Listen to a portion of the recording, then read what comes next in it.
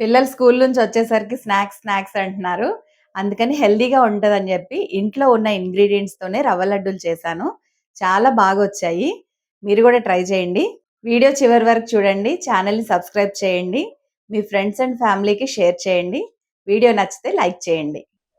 ముందుగా ఒక మందపాటి పాత్రలో 3 టేబుల్ స్పూన్లు నెయ్యి తీసుకోండి.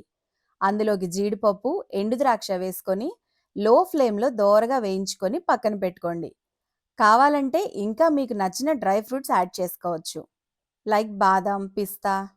ఇప్పుడు అదే నెయ్యిలో 5 కప్పులు సూజీ రవ్వ లేదా ఉప్మా రవ్వ వేసి లో ఫ్లేమ్‌లో కంటిన్యూస్‌గా కలుపుతూ వేయించండి.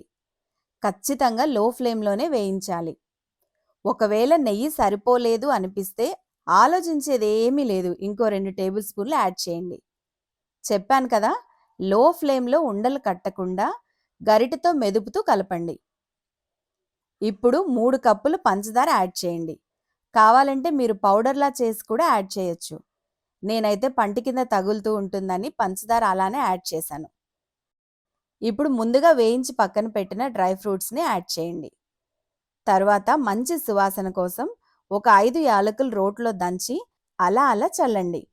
యాలుకలు రోట్లోనే దంచాల్సిన పని లేదు. మీరు మిక్సీలో పౌడర్ చేసి కూడా యాడ్ చేసుకోవచ్చు. చివరిగా ఒక కప్పు గోరువెచ్చని పాలు యాడ్ చేయండి. ఇప్పుడు మరలా ఉండలు కట్టకుండా గరిటెతో మెదుపుతూ కలపండి. ఇప్పుడు లడ్డూలు చేయటం స్టార్ట్ చేయండి. లడ్డూలు చుట్టేటప్పుడు డ్రై ఫ్రూట్స్ చేతికి ఎన్నొస్తే అన్ని తీసుకొని లడ్డూలు చుట్టేయండి. మనం ఇంట్లో తినటానికే కదా. ఒకవేళ మీకు పాలు గాని నెయ్యి గాని సరిపోలేదు అనిపిస్తే యాడ్ చేయండి. నెయ్యి ఎంత ఎక్కువ వేస్తే అంత ఫ్లేవర్ఫుల్గా టేస్టీగా ఉంటాయి లడ్డూలు.